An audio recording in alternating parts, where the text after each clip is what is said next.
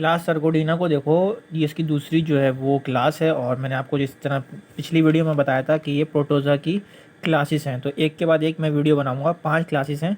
पहली क्लास जो है वो क्लास फ्लैजिलेटा हम डिस्कस कर चुके थे। तो अब देखो दूसरी इसकी क्लास है सरकोडीना। तो अब ये क्या चीज़ होती है ये देखें।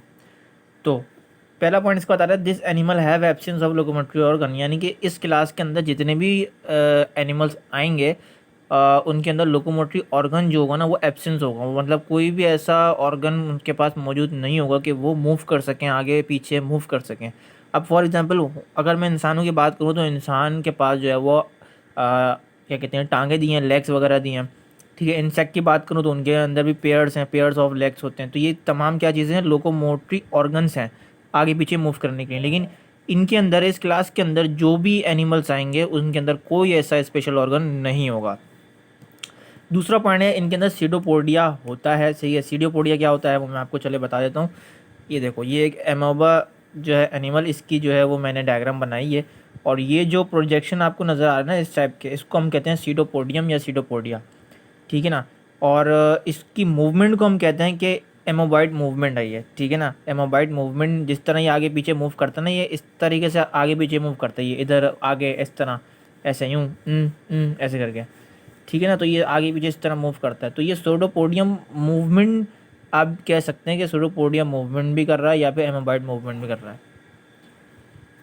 तो दूसरा पॉइंट भी आपको क्लियर हो गया होगा। तीसरा पॉइंट देखिए, एमोबाइट मूवमेंट वही कि एमोबाइट मूवमेंट परफॉर्म करता है।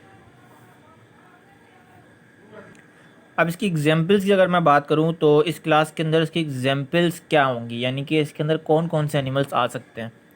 तो एमोबा बहुत इंपॉर्टेंट और बहुत फेमस एग्जाम्पल है इसकी। एमोबा आपने देखा भी होगा। दूसरी है पैरासाइटिक एमोबा।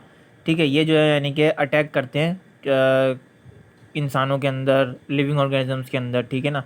अब फॉर एग्जांपल अगर मैं बात करूँ इंसानों की, तो इंसानों के अंदर ये पैरासाइटिक एमोबा अंदर दाखिल हो जाते हैं। ठीक है, आपकी बॉडी के अंदर खाने के ज़रिए, फूड के ज़रिए, बाहर का खाना बहुत खाते हैं ना लोग, तो उसके ज़रिए ये आपके बॉडी के अंदर दाखिल हो जाते हैं। और इसको दूसरे अल्फाज में बोला जाता है एंटेमोबी हिस्टोलिटिका। ये इसकी बायोलॉजिकल टर्म है। ज़्यादातर आपको एमसीक्यूज़ में इसी पे टिक लगाना होगा और यही आपको मिलेंगी एमसीक्यूज़ के अंदर के। दूसरा पॉइंट आपके सामने मौजूद है ना, ये बता रहा है कि ये डिसेंट्री डिजीज़ जो है वो कॉज करती है ये चीज़। यानी कि ये जो चीज़ है, ये जो एनिमल है, जैसे बात है ये एनिमल्स जो होंगे ये बड़ा माइक्रो ऑर्गेनिजम्स होंगे, आपको नज़र थोड़ी आएंगे। ठीक है ना, बहुत छोटी छोटी चीज़ें होंगी। तो ये जो कॉज करेंगे वो डिसेंट्री डिजीज़ है, जिसके अंदर क्या होता है कि आपका जो स्टूल होता है उसके साथ साथ ब्लड भी आना शुरू हो जाता है। ठीक है ना, ये डिसेंट्री, जिस तरह आपने डायरिया पढ़ा होगा, कॉन्स्टिपेशन पढ़ा होगा, पाइल्स पढ़ा है मेरी तमाम वीडियो के अंदर। तो इस तरीके से डिसेंट्री मैंने पढ़ाया है कि इसके अंदर क्या होता है, आपके स्टूल के साथ साथ ब्लड भी आता शुरू हो जाता है।